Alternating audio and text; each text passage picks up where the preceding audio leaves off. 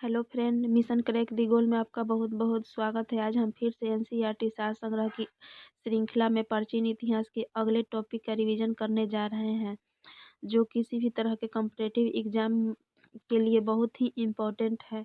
यह GK GS section के पूर्ण तैयारी के साथ साथ रिवीजन के लिए भी बहुत इम्पोर्टेंट है। तो चलिए फ्रेंड, शुरू करते हैं प्राचीन इतिहास के अगले टॉपिक गुप्तोत्तर काल के बारे में। गुप्तोत्तर काल गुप्त काल के बाद आया था। गुर्जर प्रतिहार वंश की स्थापना किस शासक ने की थी? गुर्जर प्रतिहार वंश की स्थापना नागभट्ट प्रथम ने की थी।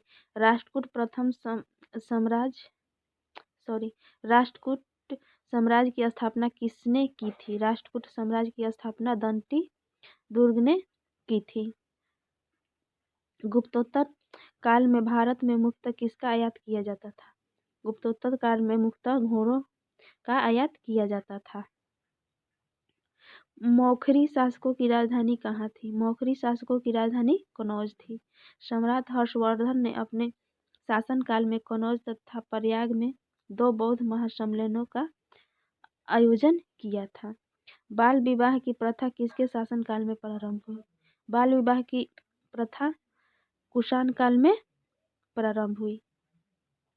प्राचीन भारत में सिंचाई कर को क्या कहते थे? प्राचीन भारत में सिंचाई कर को विदक भागम कहते थे। आगे जानते हैं। हर्ष के प्रशासन में अवंती युद्ध और शांति का अधिकारी था। अवंती जो होता था वो युद्ध और शांति के अधिकारी होता था हर्षवर्धन के काल में। इसके अतिरिक्त कुछ अन्य अधिकारी निम्नवत थे। अन्य अधिकारी में थे सिंहनाद सेनापति, कुंतल अश्व सेना का प्रधान, स्कंदगुप्त हस्त सेना का प्रधान, सामंत या महाराज, नागरिक प्रशासन का प्रमुख जो होता था सामंत या महाराज। तीसरी शताब्दी में वारंगल किसके लिए प्रसिद्ध था? तीसरी शताब्दी में वारंगल जो था लोहे के संयंत्रों या उपकरणों के लिए प्रसिद्ध था। पुराणों के अनुसार चंद्रवंशीय शासकों का मूल स्थान किसे माना जाता है? चंद्रवंशीय शासकों का मूल स्थान प्रतिष्ठानपुर माना जाता है। हर्षचरित नामक पुस्तक के रचयिता कौन थे? हर्षचरित के रचयिता बाणभट्ट थे। हर्ष का शासनकाल कब से कब था? हर्ष का शासनकाल 606 ईस्वी से 641 ईस्वी तक था। सम्राट हर्ष ने अपनी राजधानी थानेश्वर से कहाँ स्थानांतरित की थी? कनौज। हर्ष ने अपनी राजधानी थानेश्वर से कनौज हस्तांतरित की थी। कवि बाणभट्ट कहाँ के निवासी थे? कवि बाणभट्ट औरंगाबाद महाराष्ट्र के निवासी थे। नर्मदा नदी पर सम्राट हर्ष के दक्षिणावर्ती अभियान को पुलकेशिन द्वितीय ने रोका था। नर्मदा नदी के तट पर सम्राट हर्ष के दक्षिणवर्ती अभियान को किसने रोका था? तो पुलकेशिन द्वितीय।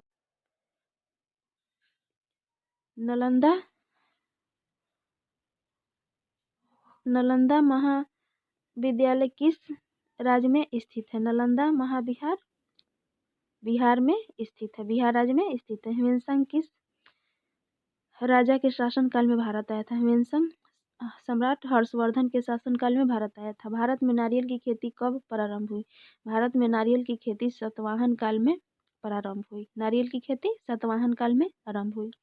कौशेय शब्द का प्रयोग किसके लिए किया गया है? कौशेय शब्द का प्रयोग रेशम के लिए किया गया है। गुप्तोत्तर काल में प्रमुख व्यापारिक केंद्र कहाँ था? कनौज था। गुप्तोत्तर काल में प्रमुख व्यापारिक केंद्र कनौज था। ह्वेनसांग की भारत में यात्रा के समय सूती वस्त्रों के उत्पादन के लिए सबसे प्रसिद्ध नगर मथुरा था। सूती वस्त्र उत्पादन के लिए सबसे प्रसिद्ध नगर मथुरा था। ह्वेनसांग जब भारत आया था उस समय। गुप्तोत्तर काल में भूमि का स्वामित्व किसके हाथ में था? गुप्तोत्तर काल में भूमि का स्वामित्व जो था ग्राम सभा के हाथ में था।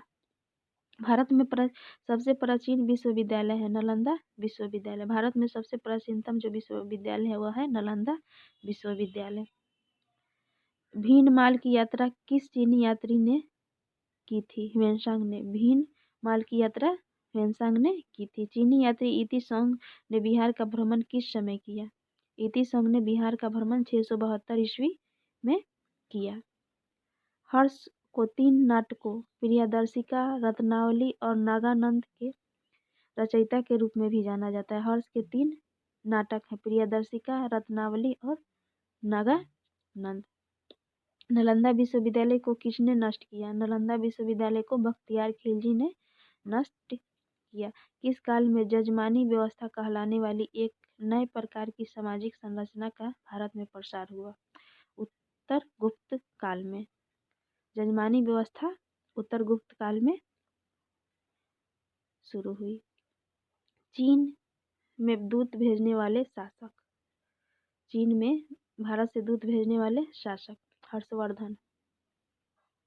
हर्षवर्धन पुष्यभूति वंश का। हर्षवर्धन जो था वो पुष्यभूति वंश का था, इसने चीन में दूत भेजा था। नरसिंह द्वितीय पल्लव वंश। यशोवर्मन कनौज नरेश।